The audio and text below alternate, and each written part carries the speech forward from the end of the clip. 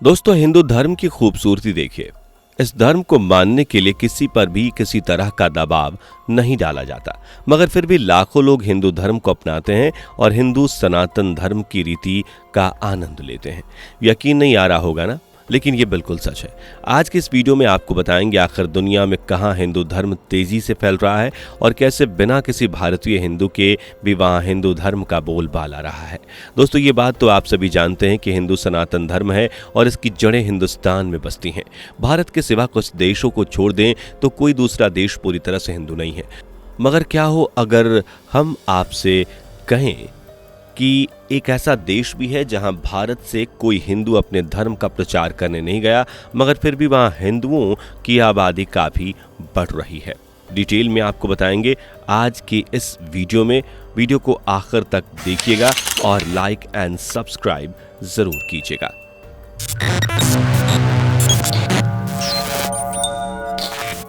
Video में आगे बढ़ने से पहले आइए आपको एक वीडियो दिखाते हैं।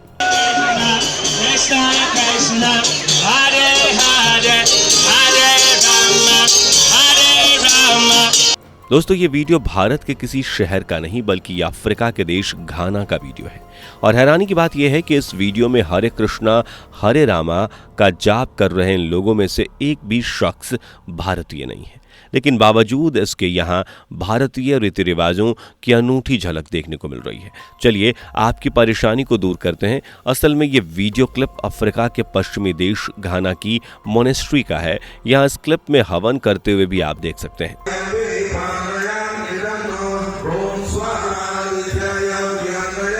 यहाँ गणेश चतुर्थी के मौके पर सभी घाना निवासी हिंदू भक्त एकजुट हुए और ये सभी इस हवन में भगवान शिव की 108 फीट ऊंची मूर्ति की स्थापना के लिए इकट्ठा हुए हैं। अब शायद आपके दिमाग में सवाल आए कि भला अफ्रीका के देश घाना में हिंदू धर्म को इतनी तादाद में मानने वाले लोग कैसे रह रहे हैं, अफ्रीका में कैसे पहुंचा हिंदू धर्म। चलिए आपको बताते हैं। दोस्तों, अफ्रीका के पश्चिमी हिस्से में बसा ये देश जिसका नाम घाना है, लेकिन आपको बता दें कि यह साल दर साल हिंदू धर्म को मानने वाले लोगों की संख्या बढ़ रही है। साल 2009 में जनगणना की गई और सामने आया कि घाना में रहने वाले कुल हिंदू आबादी 12,500 की है, लेकिन इसके अगले साल यानी 2010 में हुए एक सर्वे में यह मालूम हुआ कि घाना में हिंदुओं की संख्या बढ़कर 25,000 हो गई थी। मौजूदा समय में घाना में हिंदुओं की आबादी 1.25 लाख है। दोस्तों, आपको बता दें कि अफ्रीका के घाना देश में हिंदुओं की आबादी पूरी तरह से मूल निवासियों की है।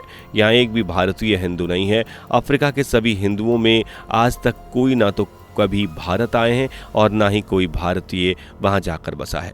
जी हाँ दोस्तों, आपको जरूर हैरानी होगी, लेकिन ये बिल्कुल सच है। अफ्रीका के घाना में हिंदू धर्म को मानने वालों की संख्या में बढ़ोतरी होने का एक कारण ये भी है कि घाना और भारतीय हिंदू धर्म की संस्कृति में कोई खास अंतर नहीं है। घाना और हिंदू संस्कृति एक दूसरे से काफ़ी हद तक मिलती है। जिस तरह से हिंदू धर्म में गाय को माता कहा जाता है और उसकी पूजा की जाती है, गाय के यूरिन को पवित्र माना जाता है और उसे मेडिसिन की तरह इस्तेमाल किया जाता है, ठीक उसी तरह ही दक्षिणी सूडान की नील नदी के किनारे रहने वाले मुंदरी ट्राइबल समुदाय के लोग गाय को अपनी जिंदगी का हिस्सा मानते हैं और अपनी पूरी जिंदगी गायों की रक्षा में गुजार देते हैं। लंबे बड़े नुकीले सिंग वाली ये गाय 7 से 8 फीट ऊंची होती है। मंदुरी समुदाय में गाय को पवित्र माना जाता है और उसके यूरिन को दवाई की तरह इस्तेमाल किया जाता है। मंदुरी लोग गाय के यूरिन से अपना सर धोते हैं, जिस वजह से उनके बालों का रंग भी संतरी हो चुका है। मंदुरी समुदाय के लोगों का मानना है कि गाय के पेशाब में गुणकारी लाभ होते हैं जो बीमारियों से बचाते हैं। इतना ही नहीं, गाय के गोबर की राख से ये मंदुरी समुदाय के लोग अपने पूरे शरीर को लपेटते हैं और सनस्क्रीन की तरह उसका इस्तेमाल करते हैं।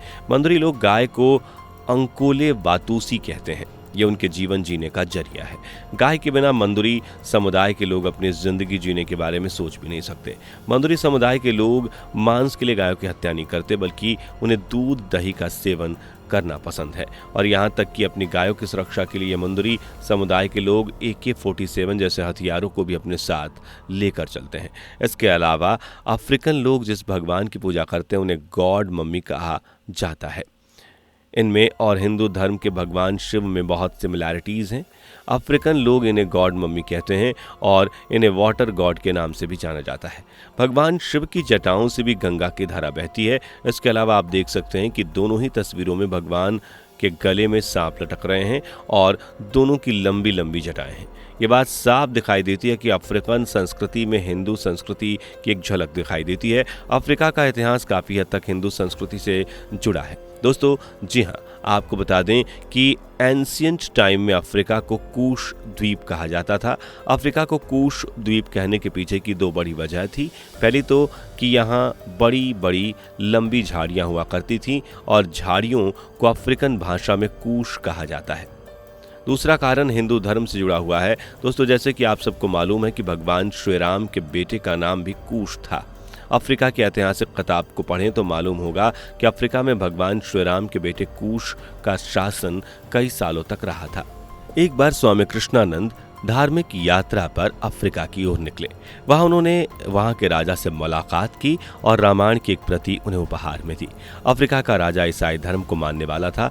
स्वामी कृष्णानंद ने सोचा कि उन्हें रामायण देंगे तो अभी हैरान हो जाएंगे, लेकिन राजा ने कहा कि उनके लिए कोई नई बात नहीं है, हम बचपन से रामायण पढ़ते आ रहे हैं। दोस्तों राजा की बात सुनकर स्वामी कृष्ण हैरान रह गए और उन्होंने अफ्रीकन स्कूल में रखी उनकी ऐतिहासिक किताबें पढ़ने का मन बनाया। स्वामी रामकृष्ण ने अफ्रीकी इतिहास के बारे में डीपली पढ़ाई की और तब ये पता लगा कि किस तरह से अफ्रीकन्स का भगवान श्री राम के बेटे कुश से नाता है। अफ्रीका के इतिहास में भारतीय हिंदू धर्म की झलक साफ देखने को मिलती है, लेकिन अफ्रीकी इतिहास के इन किताबों को कुश के पिता को भगवान श्री राम नहीं बल्कि हाम कहा गया है। ऐसा इसलिए क्योंकि एंशियंट अफ्रीका में राम को राम लिखा जाता था। वक्त के साथ साथ नाम की स्पेलिंग चेंजेस आने लगे और राम में आर वर्ड हटा दिया गया और इस तरह से कूश के पिता को हाम कहा गया। दोस्तों अफ्रीका के मॉरिशस में भगवान शिव के जिस 108 फुट ऊंची मूर्ति के लिए यह हवन हो रहा है, वह गुजरात के बड़ोदरा से सूर सागर नदी पर बनी भगवान शिव की मूर्ति की रेप्लिका है। इतना ही नहीं बल्कि मॉरिशस में तो भगवान शिव के अलावा माता लक्ष्मी, भगवान गणेश और हनुमान जी की भी बड़ी बड़ी मूर्तियां स्थापित की गई हैं। हर साल शिवरात्रि के दौरान मॉरिशस के भक्त नंगे पैर शिव की मूर्ति तक आते हैं और जल चढ़ाते हैं। घाना में हिंदू धर्म का बोलबाला है और हर 5 में से 3 घर हिंदू परिवार का ही है जो पूरे रीति रिवाज के साथ हिंदू धर्म को मानते हैं। लेकिन घाना में हिंदू धर्म के आने की कहानी की बात करें तो यहाँ एक सिंधु परिवार जो 1947 के समय भारत के विभाजन से परेशान होकर शरणार्थी बनकर आए थे और फिर यहीं बस गए थे।